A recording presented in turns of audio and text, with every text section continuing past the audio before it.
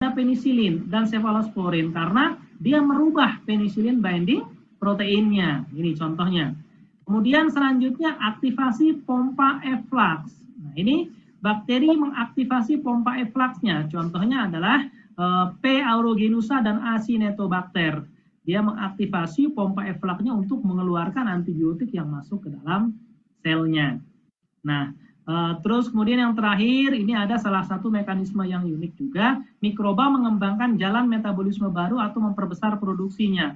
Ini bagi bakteri atau bagi antibiotik yang mekanisme kerjanya dengan cara menghambat pembentukan metabolit, dalam hal ini asam folat. Kita tahu PABA ini merupakan prekursor pembentukan asam folat, dan asam folat ini merupakan prekursor pembentukan DNA. Jadi bahan baku pembentukan asam folat adalah PABA. Bahan baku pembentukan DNA adalah asam folat. Kalau PABA ini kecil, maka asam folat kecil, sehingga DNA terbentuk pun akan terganggu. Oleh karenanya, bakteri ini kemudian menghasilkan PABA dalam jumlah besar, sehingga bisa berkompetisi dengan kerusakan yang ditimbulkan oleh antibiotika. Ini cara resistennya, ya. Begitu untuk resistensi antibiotik. Terima kasih. Oke, baik. Oke, sudah kalian dengarkan semuanya? Ya, baik. Sekarang kita balik ya. Nah, ini ya. Intinya nggak banyak ya. Sengaja saya kasih YouTube yang ringan-ringan gitu ya untuk kalian pahami. Oke, baik. Ini adalah mekanisme resistensi bakteri. Jadi artinya bakteri itu juga punya kemampuan untuk bertahan hidup, ya, karena dia nggak mau dibunuh, gitu ya. Nah, sekarang saya tanya, ini ada mekanisme, ada berapa mekanisme ya? Silakan.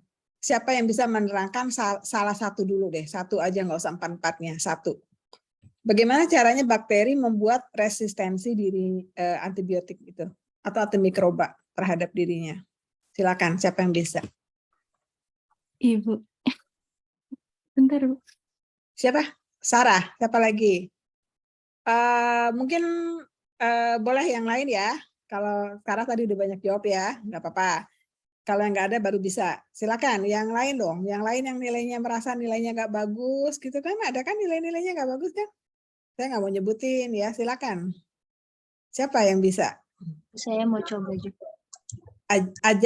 Ajahira. Siapa? Azahira, Bu.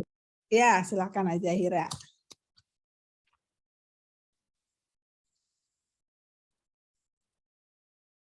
Ya, gimana? Satu aja, sebutin salah satunya, mekanismenya.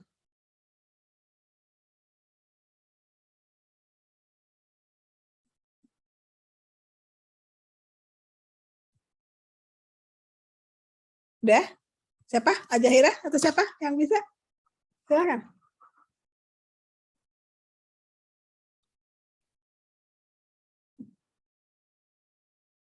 Saya mau coba jawab yang ini ya, Bu, yang drug excretion by activation of efflux pumps. Ya, boleh-boleh. Silakan, gimana?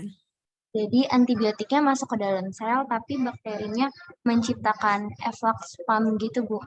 Jadi obatnya dipompa keluar lagi. Pompa keluar lagi, oke. Ya, jadi obatnya masuk gitu ya, masuk ke dalam, tetapi antibiotiknya itu mampu mengaktifasi dalam tubuh tuh ada efek pump, jadi kayak pompa yang mengeluarkan kembali ya. Efek pump itu harus ada karena kalau efek pump tuh nggak ada, orang bisa keracunan, apa aja bisa masuk ke dalam sel ya. Jadi tubuh tuh punya mekanisme ngeluarin sesuatu yang asing, begitu ya. Nah, efek pump ini diaktifasi oleh si mikroba sehingga ketika dia masuk, keluar antibiotiknya, antimikrobanya keluar lagi, nggak masuk, akhirnya nggak pernah mencapai target selnya. Ya, itu salah satu dari mekanisme bakteri. Oke, yang lanjut, apalagi yang bisa terjadi mekanisme cara kerjanya? Yang lain, coba. Yang lain.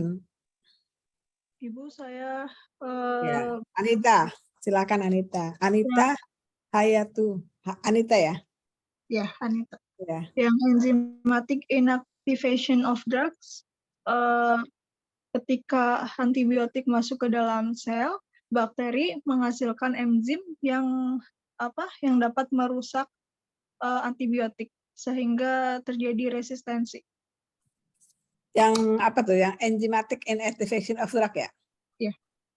Oke. Contohnya bisa kasih tahu contohnya kira-kira enzim apa yang dikeluarkan oleh bakteri sehingga drugnya menjadi inaktivasi?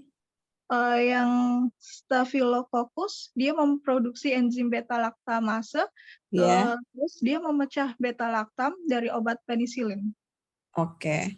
Ya, ya, oke, Anita ya. Jadi kalau yang enzymatic inactivation itu artinya penisilin itu punya struktur molekul beta laktam, ya. Ada satu golongan lagi yang punya struktur beta laktam, yaitu cefalosporin. Jadi antara penisilin dan cefalosporin itu struktur beta laktamnya sama. Makanya orang kalau alergi penisilin jangan pernah coba dikasih golongan cefalosporin, pasti dia alergi. Karena dia alergi terhadap beta laktam. Nah, jadi ketika obat tersebut masuk ya ke dalam ini, maka ada mikroba ya, tadi katanya Staphylococcus ya, dia akan mengeluarkan suatu enzim namanya beta laktamase. Jadi enzim itu bukan dikeluarkan oleh manusia, tetapi dikeluarkan oleh mikroba. Nah, enzim itu langsung membuat obat menjadi tidak aktif. Ya, jadi enzimnya itu membuat obat dipecah, struktur beta laktamnya itu dipecah sehingga rusak. Nah, akibatnya golongan tadi yang saya sebut tadi ada penisilin, ada cefalosporin itu nggak bisa bekerja. Nah, itu bahaya banget ya. Itu tapi bisa oleh obat yang lain, antibiotik lain yang bukan golongan beta laktam. Ya, yang lain kan banyak tuh antibiotik golongan lain. Nah, itu bisa. Jangan berikan beta laktam. Itu udah terkenal ya. Makanya sering terjadi resistensi di golongan itu ya. Seperti itu. Ya, itu enzymatic inactivation of drug. Nah, untuk menyikapi tersebut ada yang dibuat kombinasi. Jadi misalnya coamoxiclav, amoxicillin dan asam clavulanat itu 2 obat. Kalau ditanya kenapa harus dikombinasi dengan asam clavulanat supaya amoxicillin ini bisa kerja. Asam clavulanatnya ngeblok enzim beta laktamase, akibatnya penisilin atau golongan amoxicillin itu bisa langsung kerja ke mikroba karena enzimnya diblok dulu oleh asam clavulanat. Itu salah satu fungsi kenapa kadang obat itu dikombin ya. Dikombinasi. Oke. Lanjut. Siapa lagi yang bisa menerangkan? Ananda, Ibu. Ananda. Ananda Maharani, silakan Ananda Maharani. Apa? Yang modifikasi on drug target. Oke, gimana Ananda Maharani? Jadi yang modifikasi on the drug target itu adalah yang mengubah reseptornya. Contohnya reseptor PBB, terus ada enzim penisilin, yang membuat PBB itu apa? PBB itu apa? PBB, reseptor PBB. PBB apa? PBB apa? Sebentar Bu, putus-putus jaringan saya, soalnya di apotek gak bagus Bu. Sebentar ya Bu. Ya, PBB itu apa? PBB itu protein binding bond, jadi ikatan protein. Ya, ya. Ya, lanjut gimana Ananda? Terus ada mengubah enzim penisilin yang membuat dinding dinding sel terhambat sehingga bakteri menjadi kebal. Jadi itu mengubah reseptor enzimnya itu mengubah maaf. Enzim penisilin membuat dinding sel tersebut terhambat sehingga bakterinya kebal. Jadi bakterinya itu mengubah reseptor PBB-nya sehingga enzim penisilin itu tidak enzim penisilin. Bagaimana? Gimana, Mananda? Sebentar Ibu, saya terdistract. Ada banyak ini. Bentar Bu, ada pasien. Oke, lanjut. Ada yang bisa bantu? Yang modification on drug target maksudnya gimana? Modification on drug target tuh struktur target terhadap obat ya Bu? Iya. Ibu, Jadi gimana Ibu. Jadi ada reseptor tersebut yang bakterinya mengubah reseptor tersebut sehingga obat tersebut tidak sehingga obat tersebut terhambat sehingga bakterinya kebal. Jadi Reseptornya ada di mana? Di bakteri atau di tubuh itu host?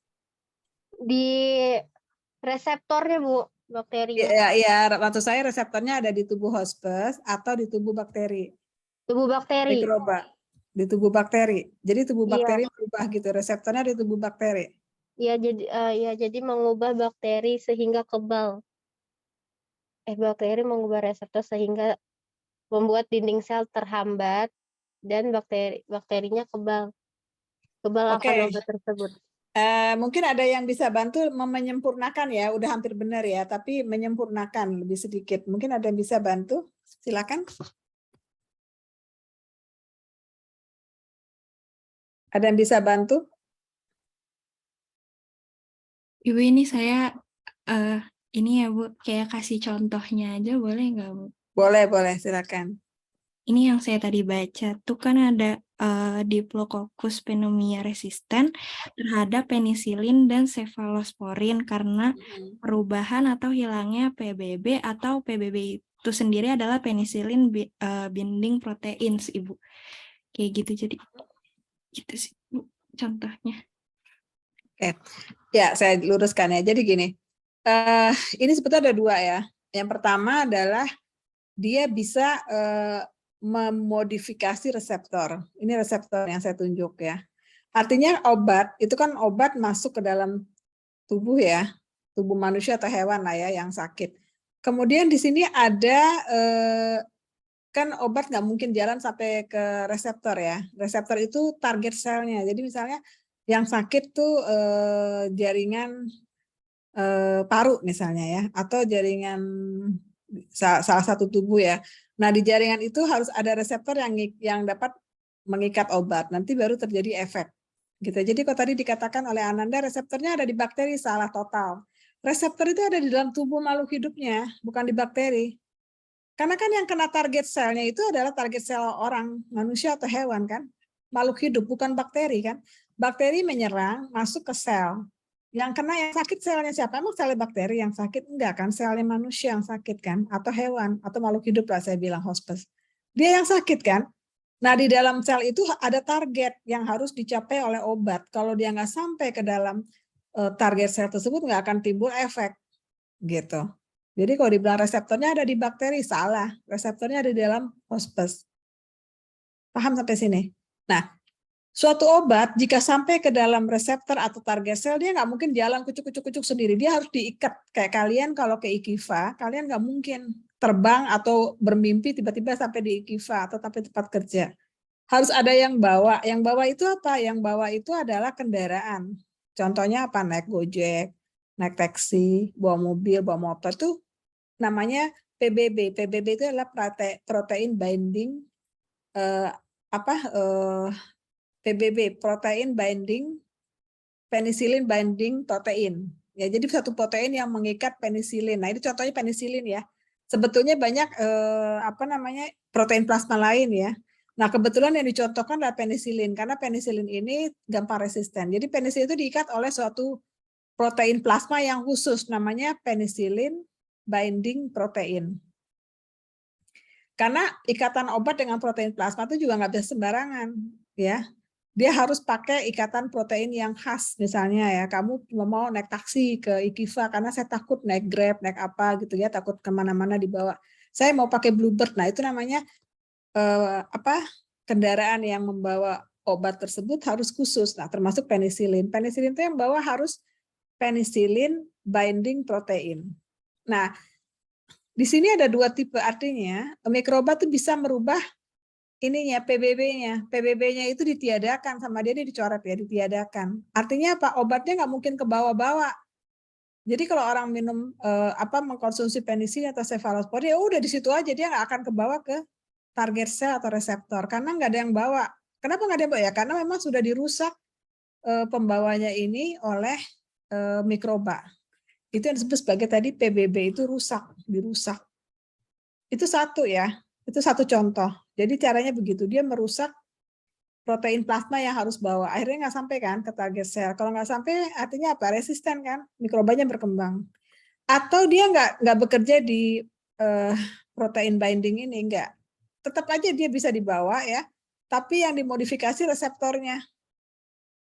Nah, reseptornya ini kan targetnya ya, jadi modifikasi on drug target. Jadi yang di reseptornya dirubah bentuknya, tadinya begini mungkin agak dirubah sedikit.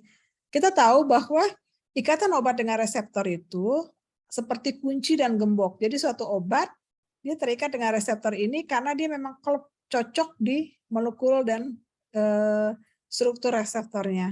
Nah, ketika ada struktur di reseptor dirubah sedikit, dimodifikasi, obatnya nyampe tapi nggak bisa terikat.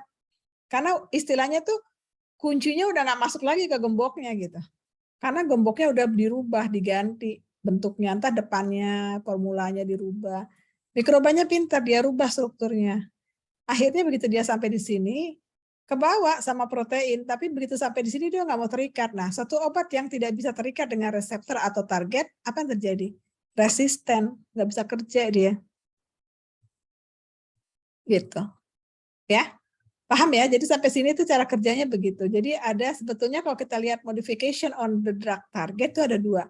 Pertama berpengaruh di ikatannya atau dia berpengaruh di targetnya, di reseptornya. Seperti itu. Oke, sekarang yang keempat. Apa? Silakan. Masih ada satu kesempatan lagi. Ya Bu, yang terakhir ya Bu. Ya, Siti siapa nih? Fiorita. Iya Bu.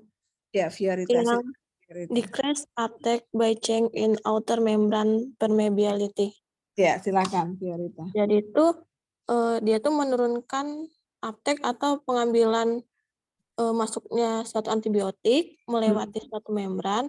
Artinya ternyata bakteri itu membuat sebuah aturan dalam membran selnya sehingga antibiotik itu nggak bisa masuk. Kalau antibiotik nggak bisa masuk, otomatis nggak menimbulkan efek terhadap suatu bakteri atau dengan cara expression by activation of flux spam. Ketika antibiotik masuk ke dalam selnya, ternyata bakteri itu menciptakan sebuah efek Pence yang dapat mendorong atau mengeluarkan si antibiotik ini dari dalam sitoplasma. Ya. Gitu, Bu. Oke, Fiorita ya. Jadi kamu ada ambil dua ini ya. Kalau yang ini kan tadi sudah diterangkan ya, activation of efflux pump sudah diterangkan. Jadi ketika dia masuk, kemudian dikeluarkan oleh pompa di efflux ya, pompa efflux ya, diaktifasi keluar. Tapi kalau yang ini kita bicara membrannya aja. Jadi membrannya juga ya. Kalau ini kan dia udah masuk ke dalam nih ya. Nah kalau ini untuk masuk ke dalam aja udah nggak bisa antibiotiknya atau mikrobanya. Kenapa? Karena membran di luar ini ada membran nih. Nah membran yang di luar ini dia dirubah permeabilitasnya sehingga nanti ketika ada mikroba dia udah nggak bisa masuk ke dalam karena udah nggak permeable untuk obat. Kenapa ya? Karena memang antimikrobanya merubah permeabilitas dari membrannya ini sehingga ketika dia masuk, tok, itu kan obatnya mau masuk nih nggak bisa mental, udah nggak permeable dimasuki oleh antimikroba. Jadi dia menurunkan uptake-nya dengan cara dia merubah bagian luarnya, jadi bukan bagian dalam ya, bagian luarnya doang dirubah sama dia. Tuh, dirubah bagian luarnya sehingga obatnya mental nggak bisa masuk. Ya, jadi seperti itu. Jadi bakteri itu pinter loh ya. Makanya sekarang sangat hati-hati sekali penggunaan antibiotik. Kenapa? Karena sekali dia resisten, sulit cari obat lain lagi gitu. Cari obat lain apa gitu, udah sulit ya, nggak bisa. Kayak gitu. Ya, paham ya? Jadi itu ya, nanti mungkin akan ada, kalian harus siap-siap belajar ya, mungkin akan ada sesi-sesi seperti ini lagi ya. Nah ini contoh-contohnya mungkin kalian bisa lihat tuh ya, Staphylococcus ya dan sebagainya ya. Ini contohnya ya, permeabilitas Streptococcus, contohnya terhadap aminoglikosida. Jadi artinya kalau misalnya orang itu sakit, kena Streptococcus, tapi jangan kasih golongan aminoglikosida karena aminoglikosida udah nggak bisa masuk ke membran. Cari golongan lain. Ya, seperti itu. Membran luarnya dirubah oleh si bakteri ya. Nah, ini seperti itu ya. Nah, kemudian pompa efflux contohnya apa? Ini ya, contohnya obat Pseudomonas aeruginosa dan Acinetobacter ya. Nah, ini bakteri yang bisa merubah. Jadi bakterinya pintar ya, kayak gitu. Ya. Nah ini yang terakhir ada apa? Nah ini mungkin ada yang bisa menjelaskan nggak nih terakhir ya, saya kasih contoh saya kasih kesempatan kepada siapa yang belum. Silakan memperbaiki nilai bisa.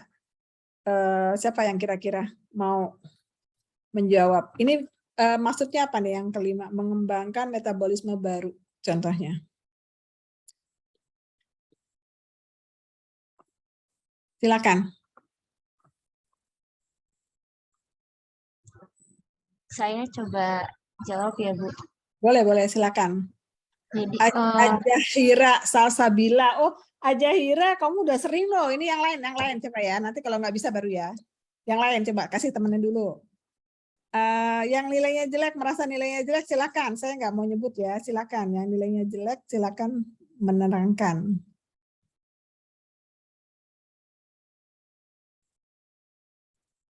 Nurmaya mungkin? Bisa nggak? Ada nggak Nurmaya di sini? Nggak ada ya? Nurmaya nggak ada ya? Oh nggak ada, berarti nggak ada ya, nanti di absen ya, Nurmaya ya. Oke. Nurmaya hadir di Zoom. Ya di Zoom hadir tapi nggak ada suaranya. Ini siapa yang bersuara?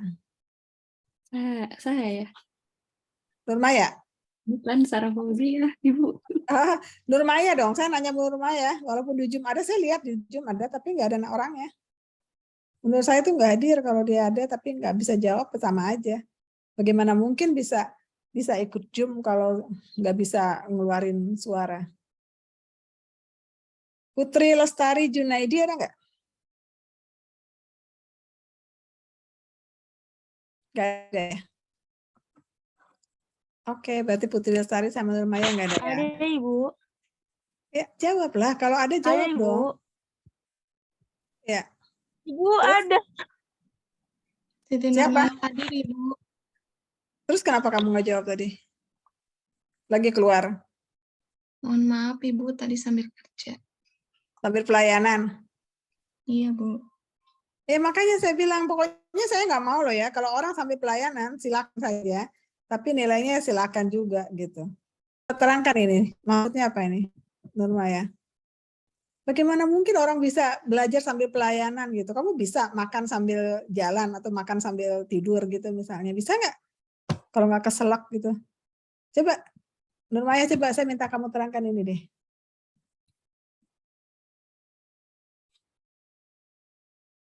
Nggak bisa kan? Karena kan kamu nggak dengerin. Bagaimana kamu bisa menerangkan kalau kamu nggak dengerin? Ya. Salsabila Wahyuning Tias ada nggak? Ada, Ibu. Ya, coba terangkan. Maksudnya apa ini? Yang saya buka ini.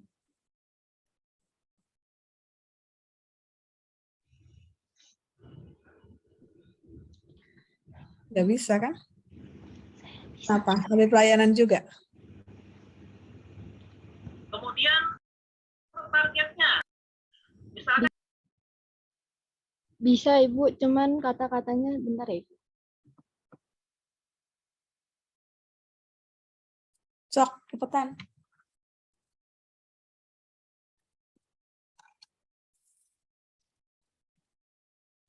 Kelamaan ah. Ayo yang lain, siapa yang bisa? Ya udah kalau nggak bisa, Ajahra nggak apa-apa, Ajahira, Salsabila silakan. Karena yang lain diam aja ya. Jadi jangan hubungi saya bilang Bu nggak ada remit, nggak. Saya udah berikan kesempatan loh ya. Karena saya nggak mau nyebutin nama, tapi saya berikan kesempatan kepada kalian yang nilainya jelek. Ternyata nggak dimanfaatkan. Ya, silakan Ajahira. Ibu, Siti Fatimah mau nyoba. Bu. Ya, silakan coba gimana? Mikroba mengembangkan jalan metabolisme baru atau pembersihan produksinya itu dia menghambat pembentukan metabolit asam folat. Nah, di sini ada PABA. PABA itu prekursor asam folat. Jadi kalau asam folatnya kecil, maka mikrobanya juga mengecil gitu. Atau di mana dia itunya? Di mana dia membentuk resistensinya? Itu kan baru keterangan. Oke, benar. PABA itu prekursor asam folat. Ya kan? Asam folat digunakan untuk membentuk DNA. DNA itu DNA bakteri pasti kan, karena bakteri perlu berkembang biak kan. Gitu. Terus di mana resistensinya? Ya, itu aku kurang tahu, Bu. Maaf. Ya, silakan aja Hira. Kalau misalnya ada. Mikroba mengembangkan jalan metabolisme baru atau memperbesar produksinya. Bakteri yang resisten terhadap sulfonamid, golongan sulfonamid mampu mengambil asam folat dari luar selnya atau menghasilkan PABA. PABA itu para aminobenzoik acid dalam jumlah besar. Jadi bakterinya itu ngambil asam folat dari luar selnya ya Bu. Terus sehingga menghasilkan PABA dalam jumlah besar. Oke. Jadi gini ya, saya terangin. Jadi mikroba itu kan perlu berkembang biak ya. Kayak kalian tuh perlu makan biar selnya tambah. Nah, mikroba tuh perlu berkembang biak. Nah, caranya apa? Dia perlu asam folat. Karena asam folat itu salah satu asam amino yang dibutuhkan untuk membentuk DNA mikroba. Nah, asam folat itu dibentuk dari PABA, para aminobenzoic acid. PABA jadi asam folat. Jadi bukan asam folat jadi PABA ya, PABA jadi asam folat. Nah, ini biasanya terjadi pada golongan sulfonamid ya. Jadi sulfonamid itu dia menghancurkan atau sulfonamid ini rumus molekuler ada PABA-nya gitu ya, ada PABA-nya. Nah, jadi artinya bakteri itu salah ngambil. Dia ngambil sulfonamid gitu ya. Itu mekanisme kerja. Dia ngambil sulfonamid bukan PABA karena dia sama-sama ada PABA dalam sulfonamid. Artinya ditipu lah bakteri itu ya. Jadi bukan pakai PABA tapi pakai sulfonamid. Nah, karena dia ditipu akhirnya nanti produk akhirnya bukan asam folat tetapi asam folat tiruan. Ya, karena tiruan artinya kan DNA-nya nggak bagus kan? Akhirnya mati bakterinya. Itu cara kerja dari sulfonamid. Nah, sekarang bakteri tahu dia ditipu. Dia tahu. Akhirnya gimana? Oh, saya nggak mau ngambil sulfonamid. Saya ngambil apa? Asam folat yang udah ada di luar sel. Jadi tubuh manusia itu punya asam folat juga. Karena kalau kita nggak punya asam folat, sel kita nggak bisa berkembang kan. Nah, dia ngambil asam folat yang udah jadi adalah tubuh hospes. Karena dia tahu dia ditipu. Saya nggak mau ngambil ini ya. Karena ini bukan PABA yang saya inginkan. Ini ternyata obat ya gitu. Walaupun ada PABA-nya. Saya ngambil asam folat saja. Asam folat yang udah jadi. Yang digunakan oleh sel hospes. Dipakai. Akhirnya tetap bakterinya berkembang biak. Ya kan? Itu resisten. Jadi penambahan sulfonamid yang masuk ke dalam tubuh dengan perkembangan bakteri itu nggak seimbang. Bakteri lebih banyak berkembang karena dia pintar, dia ambil asam folat yang udah jadi. Atau dia menghasilkan PABA yang lain, PABA dalam jumlah yang besar. Dia buat jalur metabolisme sendiri. Gitu ya. Dia bikin jalur kan ini namanya memperbesar produksi ya, mengembangkan jalan metabolisme baru. Jadi dia tahu dia dibohongin, dia nggak mau pakai metabolisme yang ada, dia pakai metabolisme sendiri. Dia bikin PABA sendiri yang banyak karena bakteri itu sebetulnya bisa menghasilkan PABA. Karena bakteri itu sebetulnya sama dengan manusia atau makhluk hidup, cuma selnya kecil. Selnya lebih kecil. Beda dengan virus ya. Kalau virus nggak bisa menghasilkan PABA. Karena virus itu cuma inti. Kalau bakteri ada inti, ada dinding, ada metabolisme, ada. Jadi dia bisa menghasilkan PABA sendiri pakai jalur dia, tapi jumlahnya besar. Akibatnya PABA-nya terganggu nggak? Enggak. Dia punya jalur metabolisme sendiri. Jadi kalau dia punya jalur metabolisme sendiri, asam folatnya terbentuk besar juga sendiri. Nah, akibatnya apa? Akibatnya bakterinya berkembang biak pesat gitu ya. Jadi itu resistensinya terjadi begitu. Jadi sebetulnya bakteri nggak terganggu, mau dikasih obat sulfonamid apa ya tetap aja bakterinya berkembang biak karena dia punya jalur PABA sendiri atau dia ambil asam folat dari hospes yang sudah ada yang sudah jadi untuk berkembang biak gitu. Ya, ini yang disebut sebagai mikroba mengembangkan jalan metabolisme baru atau memperbesar produksinya. Oke, saya kira cukup ya dari saya ya. Saya stop share ya. Nanti saya kirim linknya besok pagi ya atau nanti malam deh ya, insya Allah. Oke, saya coba ini dulu ya. Saya coba apa namanya buka ininya absensinya.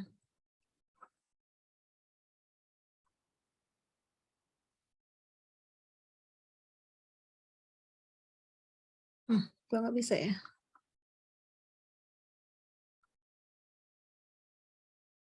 Wah, cannot reach lagi. Aduh.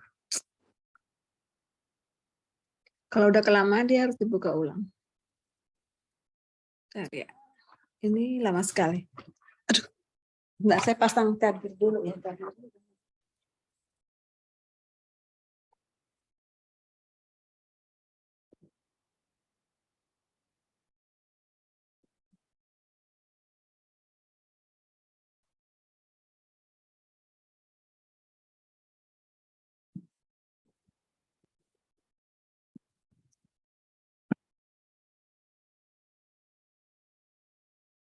Dan masih reload ini susah. Kok susah dicapai ya? Bentar, Sia. Buka Sia baru deh.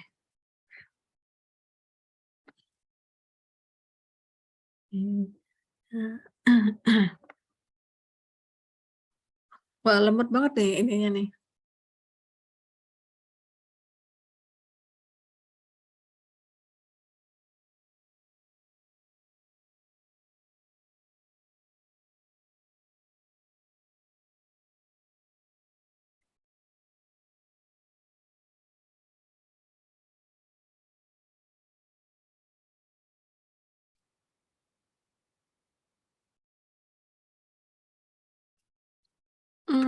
Bentar ya.